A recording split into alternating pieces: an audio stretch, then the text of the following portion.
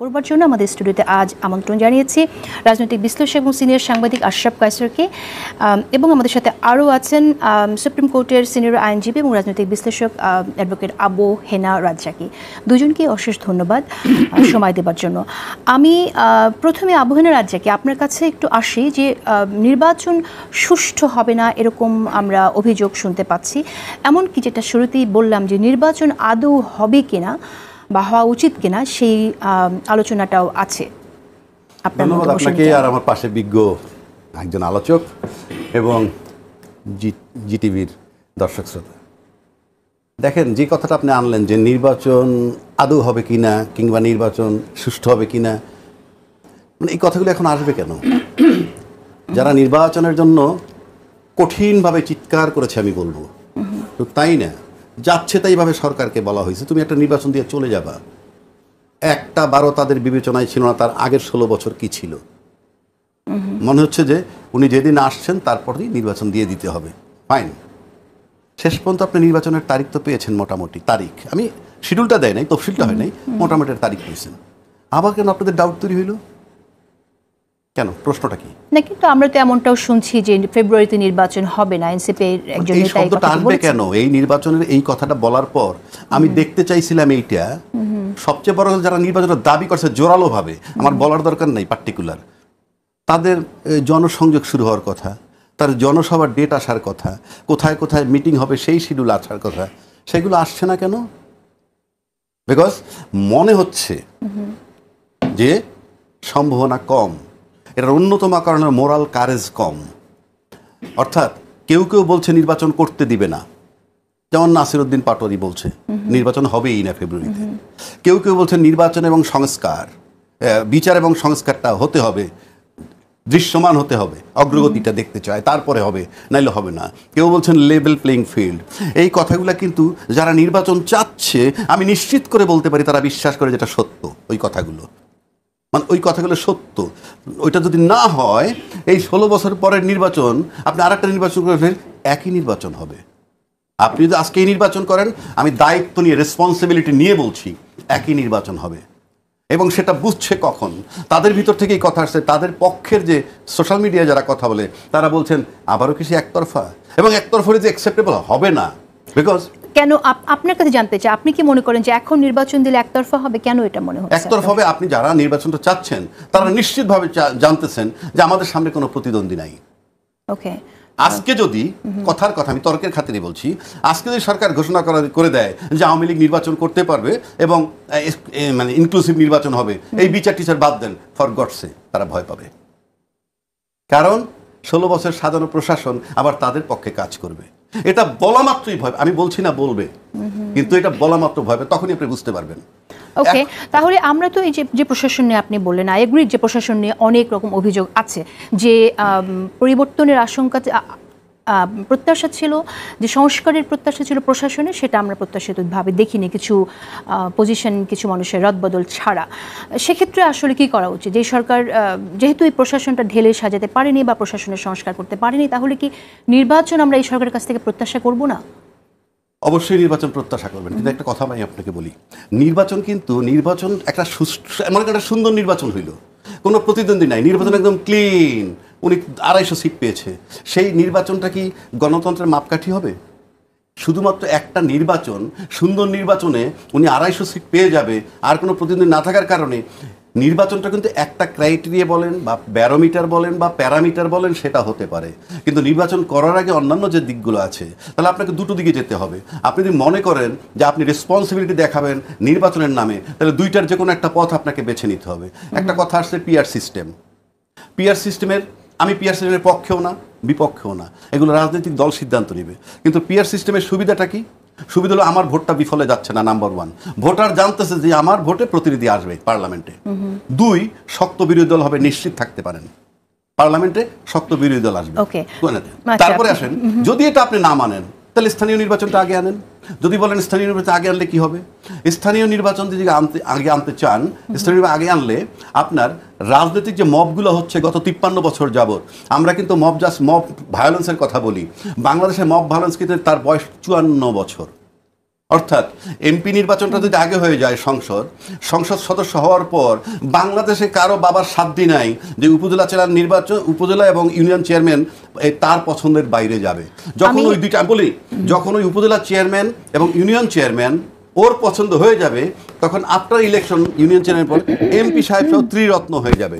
এবং ত্রিরত্ন হওয়া মানে ওই এলাকায়, ওই সংসদের এলাকায়, সাংসদের যে এলাকাটা নির্বাচনী এলাকা, এই তিনজনের সিদ্ধান্তের বাইরে কিছু হয় নাই। সেটা জানার বয়স আমার 54 বছর। এবং তখন প্রশাসন মুখে আঙ্গুল দিয়ে বসে থাকে। এবং এই যে এইরকম নির্বাচনের ক্ষেত্রে আগে সংসদ নির্বাচন আগে হলে 300 এমপি 300 দেশটার 300 টুকরা করে এক একটা টুকরার মব সম্রাট হন এই এমপি সাহেবরা। সুতরাং আপনাকে যদি এখন মনে করেন যে পিআর সিস্টেম করবেন না, ফাইন, তাহলে স্থানীয় নির্বাচন আগে নেন। আপনাকে দেখতে হবে জনগণ। আপনি কিছু দলের স্বার্থ দেখেন যে আমার দল কিভাবে লাভবান হবে। আপনি তো কোনো একটা দল তো শতভাগ জনগণের প্রতিনিধিত্ব করে না। অনেকগুলো পয়েন্টস চলে এসছে আপনার কথায়। আমি আসবো আবার আপনার কাছে। আশরাফ কায়সার, আপনার মন্তব্য শুনতে চাই যে শক্ত প্রতিদ্বন্দ্বী বা সেরকম শক্তিশালী প্রতিদ্বন্দ্বী সামনে নেই বলে এখন কি নির্বাচন হওয়া উচিত না? আবহাওয়া রাজ্যকে যেমনটি বললেন যে সেজন্য পিআর পদ্ধতিতে যাওয়া উচিত, এটা আসলে কতটুকু যৌক্তিক বলে আপনি মনে করছেন? দেখুন, এটা একটা রিয়ালিটি যে আওয়ামী লীগের মতো একটি দল পালিয়ে গেছে এবং তাদের কর্মীরা, নেতারা নেতৃত্ব শূন্য। এবং যে নেতৃত্ব পালিয়ে গেছে, অদূর ভবিষ্যতে তাদের বাংলাদেশের রাজনীতিতে ফিরে আসার আর কোনো সম্ভাবনা নেই। যতই ফ্যাসিবাদের ফিরে আসার হুজুগ তোলা হোক, ভয়ভীতি দেখানো হোক, ওইটাই বাস্তবতা। এখন আমরা 16 বছর নির্বাচনের বাইরে, গত 3টে নির্বাচনে কেউ ভোট দিতে পারেনি, এমনকি আওয়ামী লীগের সমর্থকরাও ভোট দিতে চায়নি। কাজেই মানুষ নির্বাচনের জন্য মুখিয়ে আছে, মানুষ নির্বাচনটি চায়। এখন বাস্তবতা হচ্ছে যে হ্যাঁ, একটি দল অন্য দুটি দলের চেয়ে বা 3টি দলের চেয়ে অনেক বেশি বড়, জনসমর্থন পুষ্ট। এখন এই রিয়ালিটি আপনি কি করে বদলাবেন? আপনি যদি এখন বাজারে প্রতিদ্বন্দ্বী দাঁড় করিয়ে তারপরে নির্বাচন দিতে হয়, এটি কেমন শোনাবে? তার মানে তো এটা ভালো শোনাবে না। আর কোন সরকারের বা সেরকম প্রতিদ্বন্দ্বী সামনে না আসা পর্যন্ত নির্বাচন হবে না, এটিও কিন্তু খুবই মানে বিশ্বদৃশ্য শোনাচ্ছে এবং আপনার দৃষ্টিকটু লাগছে, শ্রুতিকটু লাগছে। আর সরকারটি অন্তর্বর্তী সরকার, সরকারটি নির্বাচিত সরকার না, তার কিছু দায়িত্ব পালন করে তাকে বিদায় নিতে হবে। আমরা চেয়েছিলাম বিচারটি একটু উল্লেখযোগ্য মাত্রায় যাক, সংস্কারের একটা তাৎপর্যপূর্ণ ধারায় ফিরে আসুক, নির্বাচনটি ততদিনে হয়ে যাক। আপনি যেমনটি ধরেন ফেব্রুয়ারিতে নির্বাচন হলেও প্রায় 1.5 বছরের মতো সময় পেয়েছেন, এর মধ্যে 3টিই করা সম্ভব ছিল। কিন্তু যেই গতিতে বিচার এবং সংস্কার আগাচ্ছে, তাতে হয়তো 5 বছরে আপনি সন্তোষজনক জায়গায় যাবেন না। তাতে কি নির্বাচন 5 বছর বন্ধ থাকবে? অথবা বাজারে যদি উল্লেখযোগ্য দল না থাকে যারা প্রতিদ্বন্দ্বিতা করতে পারেন? আমরা কিন্তু দৃষ্টিকটু রকমের সহযোগিতা দেখছি ছোট দুটি দলের ক্ষেত্রে। একটি দলের ক্ষেত্রে তো বটেই, মনে হচ্ছে তারা কিংস পার্টি, তাদের কেউ সরকারে আছেন, কেউ বিভিন্ন সমালোচনার জন্ম দিচ্ছেন এবং তাদের কেউ কেউ কবে পদত্যাগ করবেন এগুলো আলোচনা হচ্ছে। দেখুন, আমাদের এখানে পিআর পদ্ধতি নিয়ে আলোচনা হতেই পারে, কিন্তু আমরা দেখতে পাচ্ছি সংস্কার প্রক্রিয়ায় তো আপার চেম্বার আর লোয়ার চেম্বারের ব্যাপারে ঐক্যমত্য হয়েছে।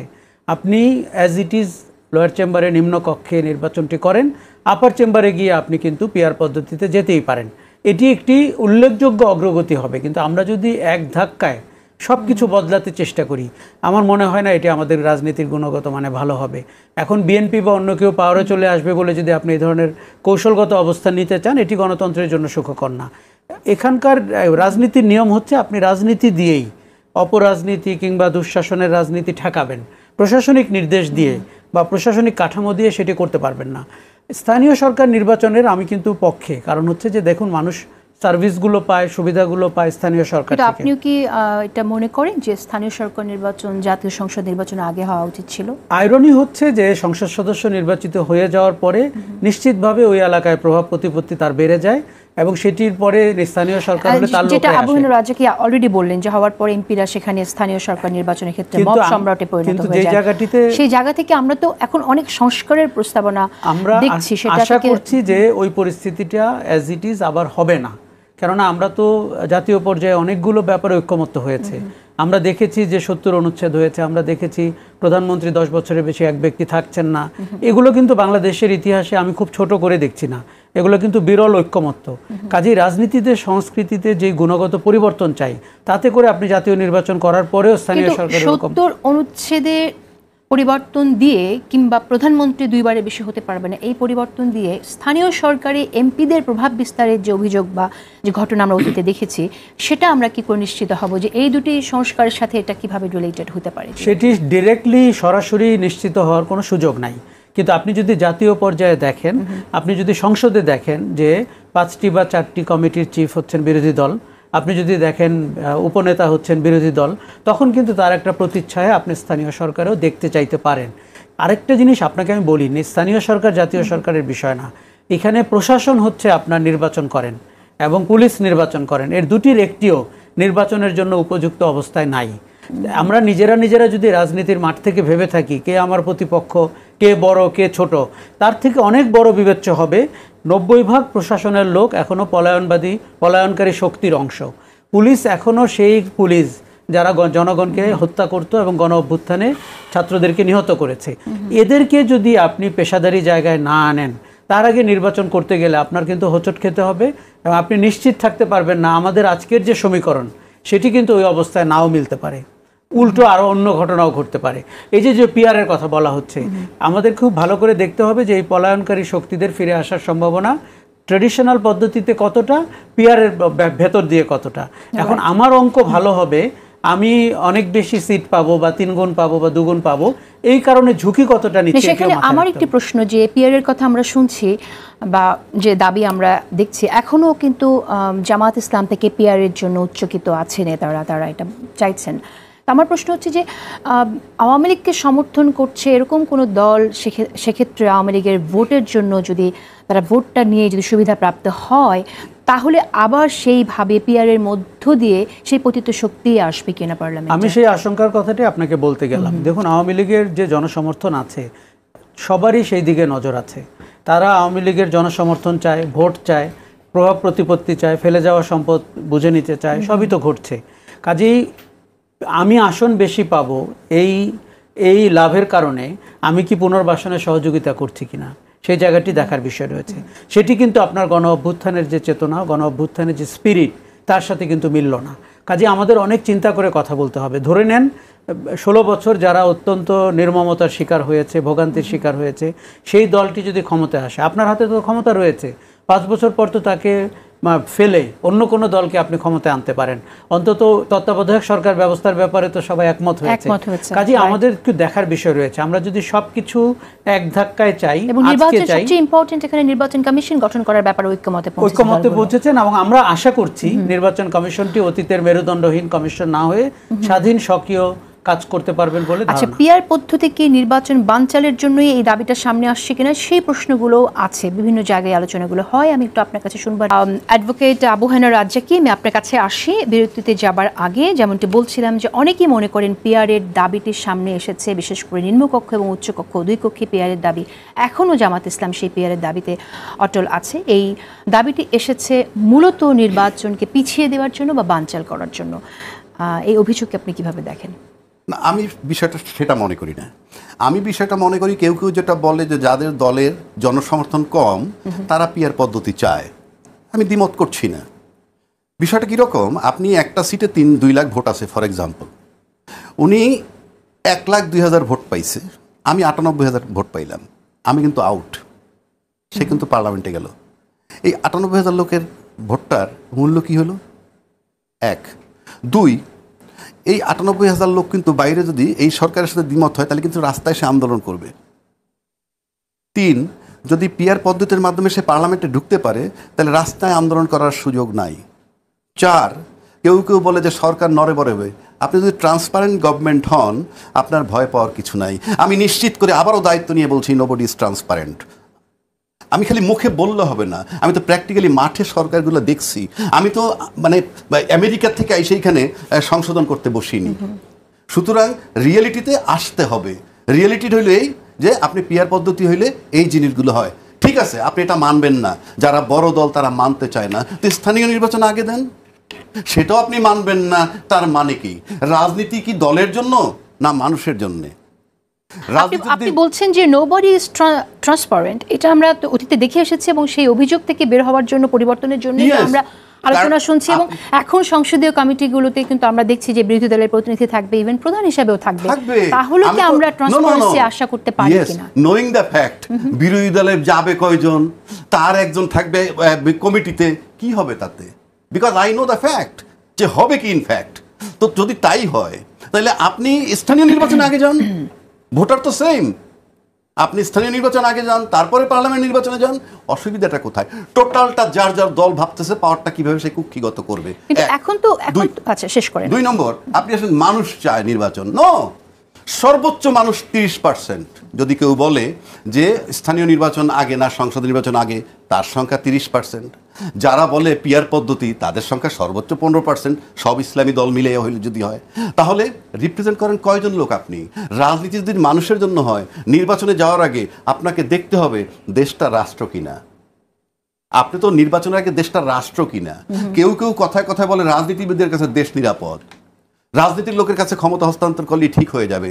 বাংলাদেশে 2টা সামরিক শাসন আসছে, 111 আসছে, তারপরে কি আসলো, এই 24-এর পরে আসলো ইউনূস সাহেব।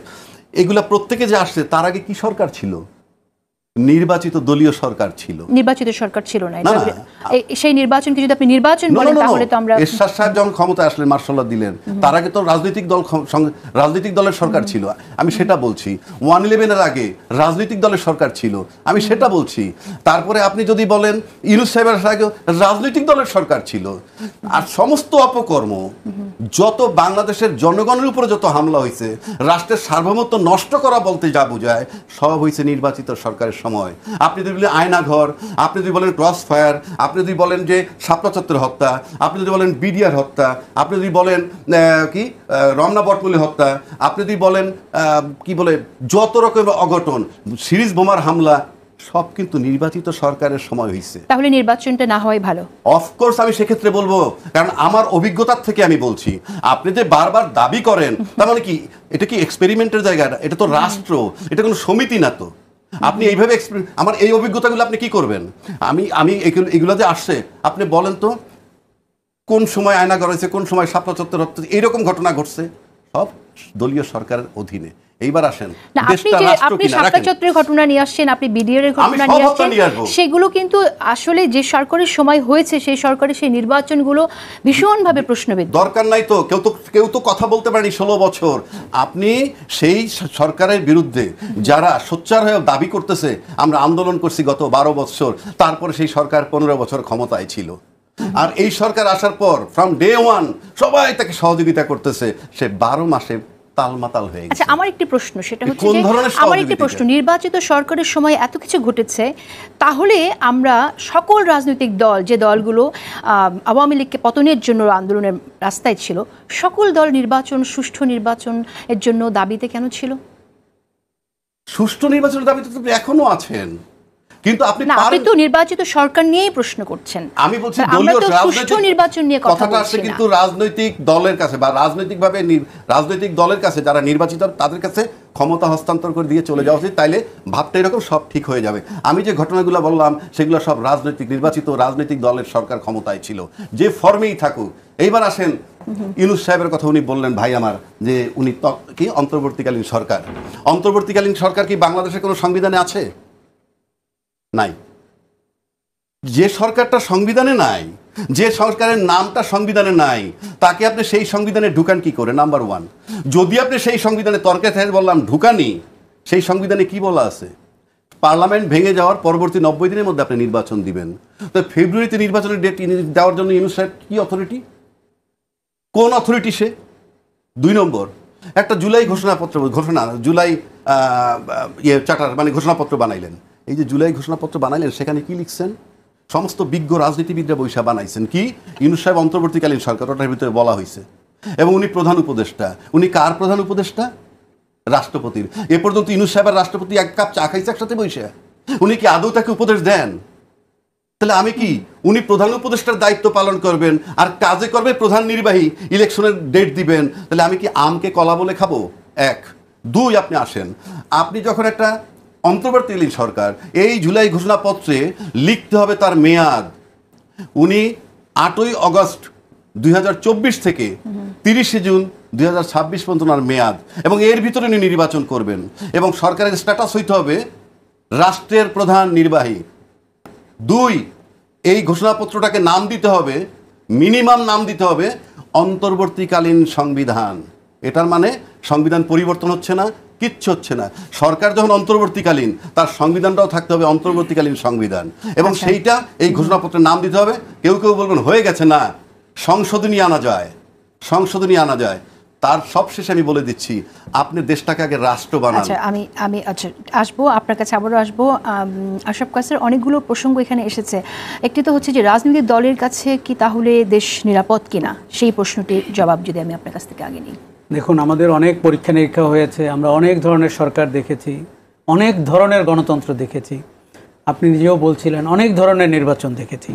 সবশেষে আমি বলবো যে রাজনৈতিক দলের কাছেই শাসন ক্ষমতা যেতে হবে, রাজনীতিবিদরাই দেশ শাসন করবেন।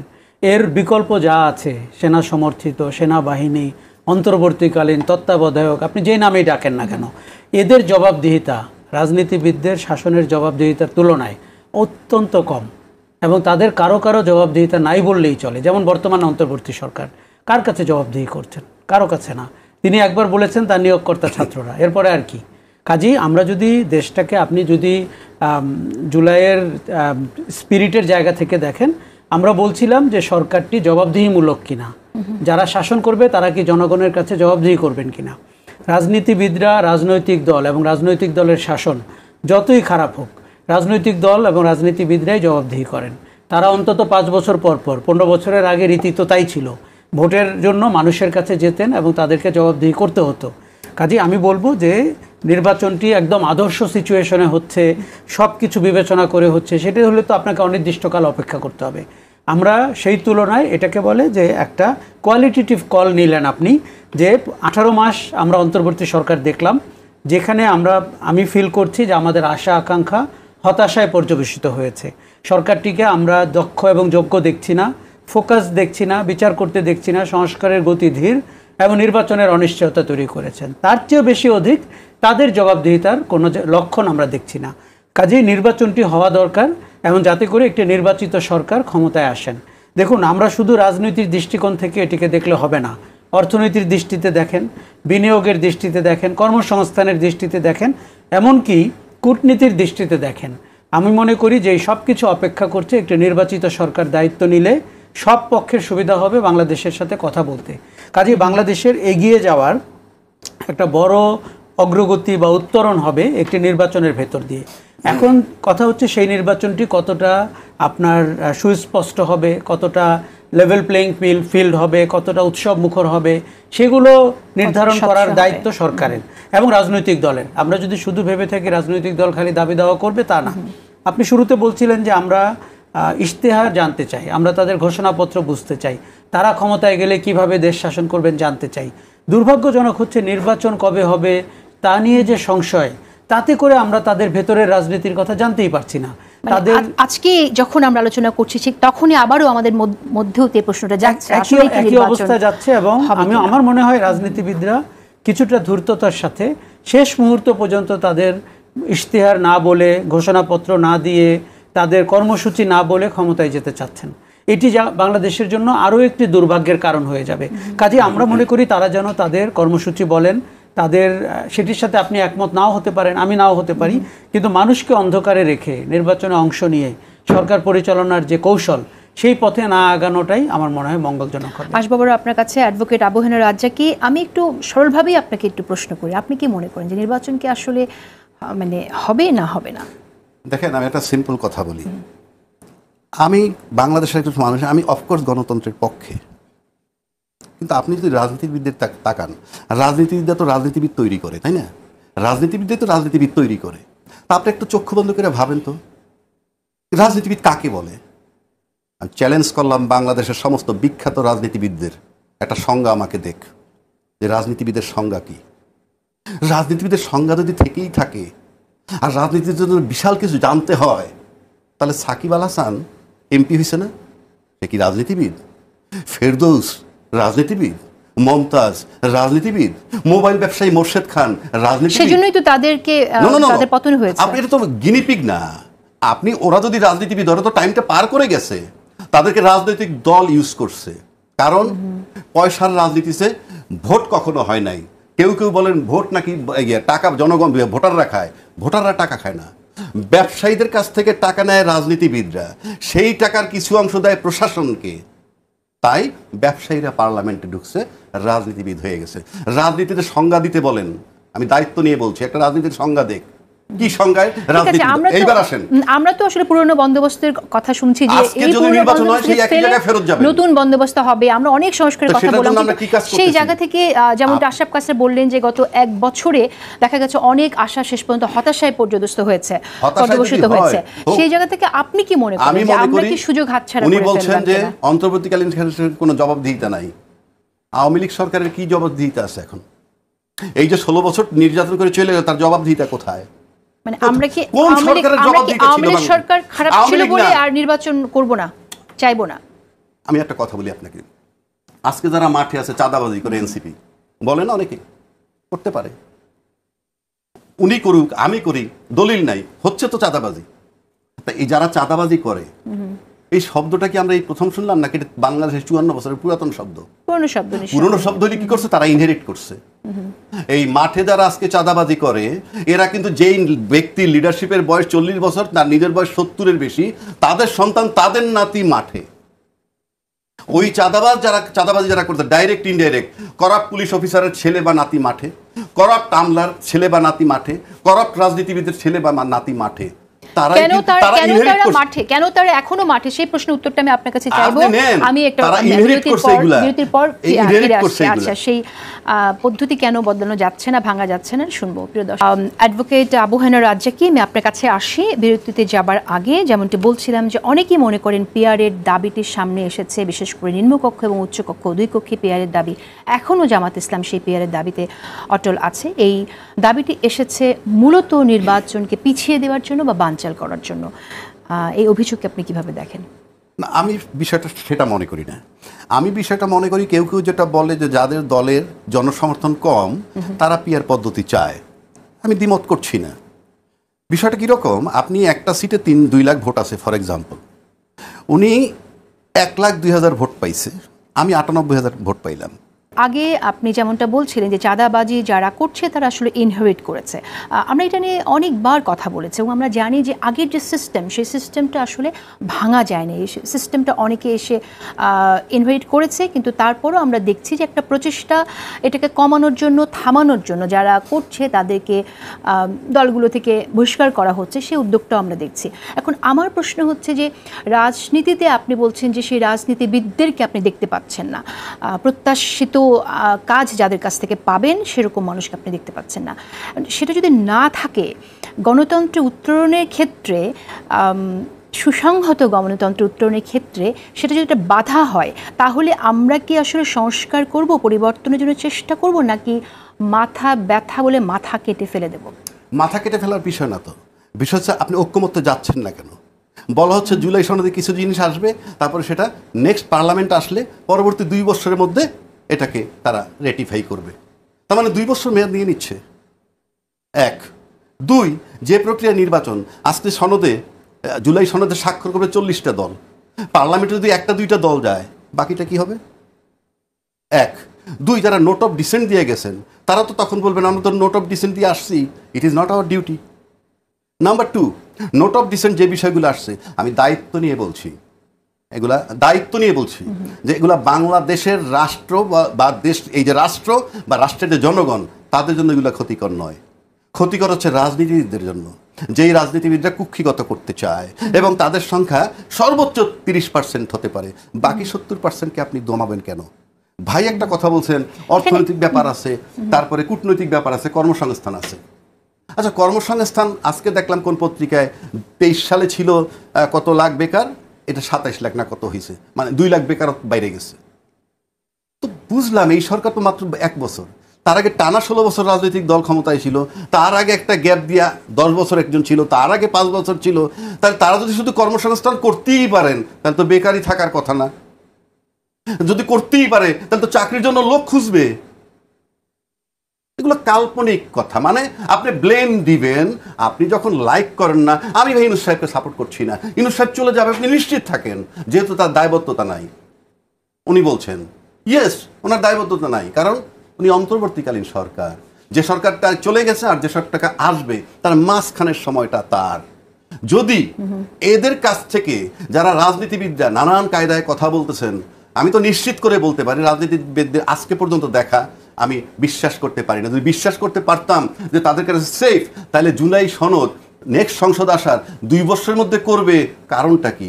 এখন করে দিলে তো এখন করে দিলে তো আমি টেনশন ফ্রি থাকতাম। আচ্ছা, তাহলে এখন একটু তো আমরা এই দাবিটা আছে, সেই জায়গা থেকে আমরা কথা বলতেই পারি।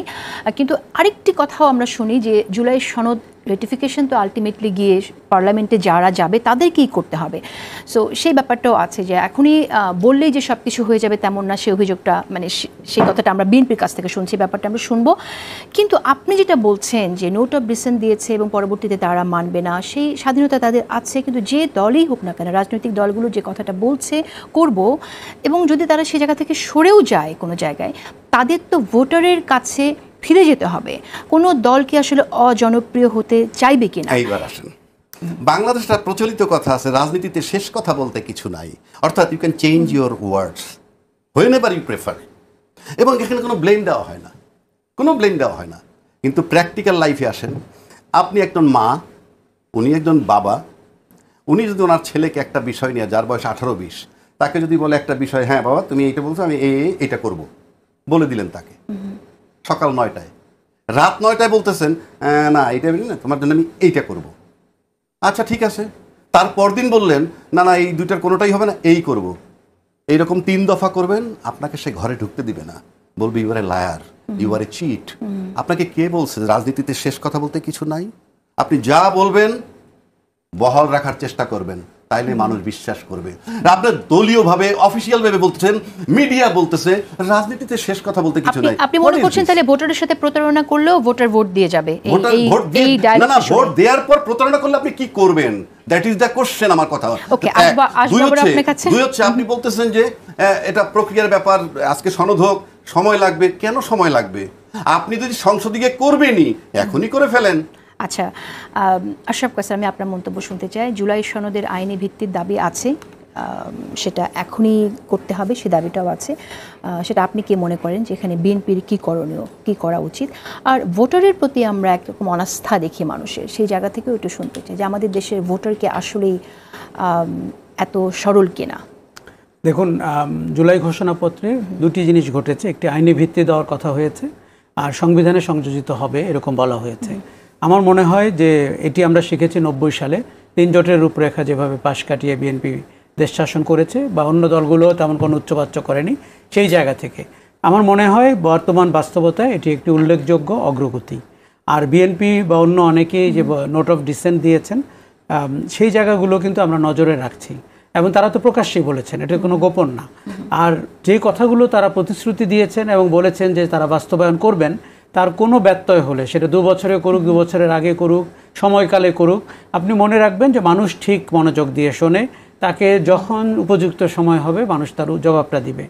এখন আমরা একটা অবিশ্বাস দেখছি, অনাস্থা দেখছি। সেই অনাস্থা দূর না হলে আগামীর বাংলাদেশ যে আমরা বলি নতুন করে বিনির্মাণের কথা, সেটা কিভাবে সম্ভব হবে সেটা একটু বলুন। দেখুন, আমরা যেই নতুন বাংলাদেশ গড়ার কথা বলছি, নতুন বন্দোবস্তের কথা বলছি, এটি হতে পারলে তো খুব ভালো হতো, কিন্তু বাস্তবতায় তো সেটি ওই পরিমাণে হতে পারছে না।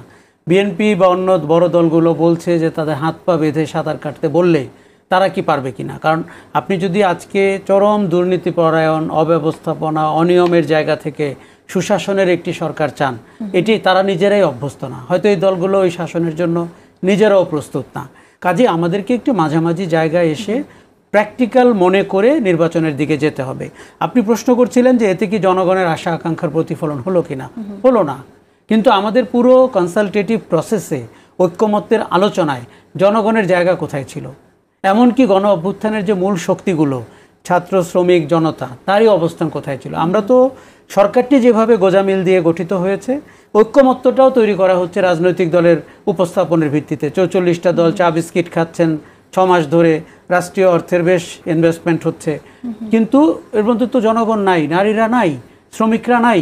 কাজেই তাদের যে মনোবাসনা সেটার প্রতিফলন এখানে হচ্ছে না।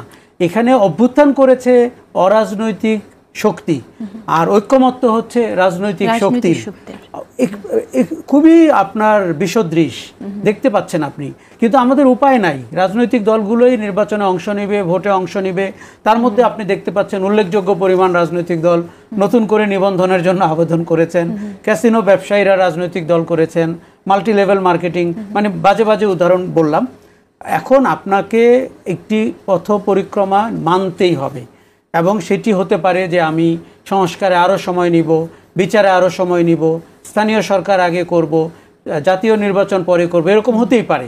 আবার হতে পারে যে না, আমি জাতীয় নির্বাচন করব এবং দলগুলো বা যারা সরকার গঠন করবে তাদেরকে দায়বদ্ধ করব পরবর্তী সংস্কার এগিয়ে নেওয়ার জন্য। এখানে সুষ্ঠু নির্বাচনের ব্যাপারে যে সংশয় আছে, আপনি কি মনে করেন যে আমরা কতটুকু প্রত্যাশা করতে পারি? এখানে বদিউল আলমকে একটু কোট করতে চাই। বদিউল আলম মজুমদার একটি কথা বলেছেন যে সরকার না চাইলে নির্বাচন কমিশন সুষ্ঠু নির্বাচন করতে পারে না। এটা আমরা জানি, কিন্তু তারপরও আমরা যেহেতু নির্বাচন কমিশনকে অনেক স্বাধীনভাবে তাদের দায়িত্ব পালনের কথা বলছি, শুধুমাত্র সরকার তো যা প্রয়োজন সেটা ফ্যাসিলিটেট করবে, সেনাবাহিনী মাঠে থাকবে, তারপরও এই সংশয়টা কেন আছে? এই সংশয়টা এই জন্য আছে, দেখুন এই সরকারের তো কোনো পক্ষপাত নেই, আমরা ধরে নিচ্ছি। রাজনৈতিক দলও নেই। প্রফেসর ইউনূস গত সপ্তাহে বলেছেন তার কোনো মনোবাসনাও নেই, অতীতে যদিও ছিল। কিন্তু সরকার চাইলেও নির্বাচন সুষ্ঠু হয় না এমন উদাহরণ আছে। কেননা নির্বাচন কমিশনকে তখন দায়িত্ব পালন করতে হবে, প্রশাসন তার হাতে থাকবে। নির্বাচন কমিশনের দক্ষতা যোগ্যতা কিন্তু এখনও প্রমাণিত না। এই নির্বাচন কমিশন কিন্তু কোনো নির্বাচন করেনি। কাজে সে যদি 2টি 4টি ছোট নির্বাচনও করত তাহলে আমরা তখন দেখতে পেতাম। কাজেই আমাদেরকে সরকার চাচ্ছে বলে সুষ্ঠু নির্বাচন হয়ে যাবে, এই খেলা কিন্তু অটোমেটিক না। আপনি সেই প্রশাসন নিচ্ছেন, 18 লক্ষ মতো প্রশাসনের কর্মকর্তা নির্বাচনে যুক্ত হয়। সেই প্রশাসন যার 90 ভাগ শেখ হাসিনার দাস হিসাবে তাকে পায়ে সেজদা করান, সেই পুলিশকে নিচ্ছেন যারা গণবিরোধী পুলিশ হিসাবে প্রমাণিত এবং যাদের অনেকের বিচার হচ্ছে, যাদের অনেককে খোঁজা হচ্ছে, যাদের অনেকে অভিযুক্ত। কাজেই এই প্রশাসন, এই পুলিশ যে আপনার আস্থাভাজন নির্বাচনের জন্য, সেটি কিন্তু প্রমাণিত না। অর্থাৎ 3টি শক্তি, নির্বাচন কমিশন, বেসামরিক প্রশাসন এবং পুলিশ, তাতে আর রাজনীতির মাঠের বীরত্ব আছেই। নির্বাচনটি সুষ্ঠু হওয়া ভীষণভাবে সন্দেহপূর্ণ, এবং এটি করতে হলে সবগুলো শক্তির একটা ঐক্যমত লাগবে। অ্যাডভোকেট আবু হেনা রাজ্জাকে আমি আপনার কাছে আসি। সুষ্ঠু নির্বাচনের জন্য যা যা প্রয়োজন সেই দাবির চেয়ে আমরা বেশি পিআরের দাবি দেখছি। আপনি স্থানীয় সরকার নির্বাচনের কথা বলেন, সেই দাবিও আছে। কিন্তু যেহেতু অন্তর্বর্তীকালীন সরকার নির্বাচনের সময়ের কথা বলেছে, নির্বাচন কমিশনও বলেছে কোন সময় নির্বাচন হবে, সেই জায়গা থেকে আপনার কি মনে হয় না যে এখন দলগুলো ঐক্যমতের ভিত্তিতে আসলে কি কি প্রয়োজন সুষ্ঠু নির্বাচনের সেই দাবিকে সামনে আনা? আচ্ছা, আমি একটা কথা বলি আপনাকে। সবাই তো আন্দোলন করছে বিগত সরকারের বিরুদ্ধে, তার ফ্যাসিজমের বিরুদ্ধে। তারপর সে যে ঘটনাগুলো ঘটায় গেল, 1400 বা 2000 লোক মারা গেল, তারা কিন্তু এই দেশে আপনার আমার সন্তান, হয়তো ডাইরেক্ট আমার সন্তান মারা যায়নি। বাংলাদেশে কোনো বড় রাজনীতিবিদের কেউ মাঠে মারা গেছে? যায়নি, আমি খবর পাইনি। তাদের সন্তানদেরকে বিদেশ পাঠায় আর কৃষকের ছেলেরা তারা মাঠে পাঠায়। এটা হলো বাংলাদেশের রাজনীতির ট্রেডিশনাল। তো ট্রেডিশনাল বিষয়টাকে আমি ডিনাই করব কি করে? ভাই নিজেই তো বললেন যে নির্বাচন হতে পারে কিন্তু জন আকাঙ্ক্ষা পূর্ণ হবে না। তারপর সবাই মিলে একটা ঐক্যমত্যে এসে লেভেল প্লেইং ফিল্ড সুন্দর হওয়া সম্ভব না। এটা জানা সত্ত্বেও আমি বলবো যে নির্বাচনের ভিতরে আমার থাকতে হবে। তার মানে কি আমি আবার এটার ভিতরে যাব? আমি ব্যক্তিগতভাবে মনে করি, আমি দায়িত্ব, আমার বিশ্বাস থেকে বলছি, এটা দায়িত্ব বলবো না, এটা আমি বিশ্বাস থেকে বলছি, বাংলাদেশে 3টা স্টেক হোল্ডার একত্র হইতে হবে। না হইলে নির্বাচন হবে না, হওয়ার সম্ভাবনা 100% বলবো না, 99.99। নাম্বার 1, যে কোনো অর্থেই বলুক, রাজনীতির 2টা বড় স্টেক হোল্ডার, সবচেয়ে বড় স্টেক হোল্ডার বিএনপি, তার সাথে এনসিপিকে একত্র হয়ে একটা পলিটিক্যাল স্টেক হোল্ডার হইতে হবে। নাম্বার 2, এইরকম ক্রাইসিসে যত পদের গল্প আমরা করি, সেনাবাহিনী বা ডিফেন্স বা সশস্ত্র বাহিনী একটা ফ্যাক্টর, বড় স্টেক হোল্ডার তাদের। 3, ইউনূস সাহেব সরকার, গল্প যতই করি সে একটা শক্তি।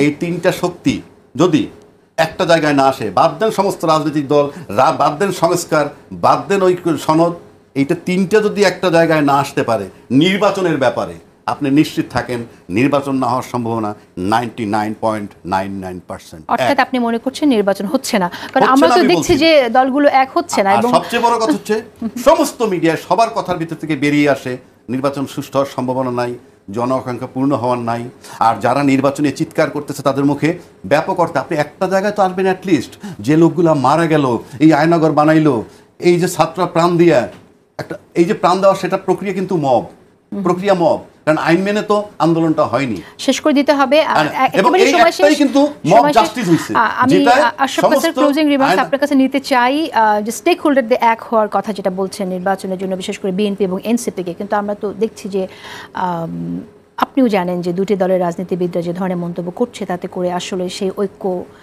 আমরা খুব একটা প্রত্যাশা করতে পারছি না। দেখুন, মাঠে রাজনীতিবিদরা অনেক কথা বলবেন এবং কখনো কখনো মুখোমুখি হবেন, প্রতিদ্বন্দ্বিতা করবেন, বিষোদ্গার করবেন, আক্রমণও করবেন, কিন্তু যখন টের পাবে যে পাটাতনটি আমার পায়ের নিচ থেকে সরে যাচ্ছে, আমি রাজনৈতিক দল কিন্তু নির্বাচন বা গণতান্ত্রিক প্রক্রিয়ায় আমি অংশ না, তখন আবার তারা এক হয়ে যাবেন।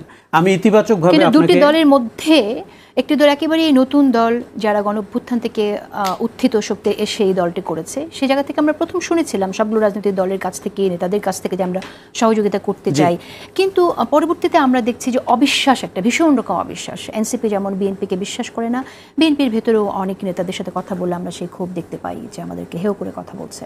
দেখুন, এনসিপি অনেক নতুন কথা বলছে, এটি চাঁদাবাজির সাথে মিলিয়ে ফেললে কিন্তু হবে না। বাংলাদেশের আর 54 বছরে আমরা খুব কম রাজনৈতিক দলকে নতুন কথা বলতে শুনেছি। এনসিপি নতুন বন্দোবস্তের কথা বলছে, গণপরিষদের কথা বলছে, পুরনো ধারার রাজনীতি না করার কথা বলছে, এগুলো কিন্তু শুনতে আমাদের ভালোই লাগছে, কিন্তু এগুলোকে তাদের বাস্তবায়ন করতে হবে মাঠে।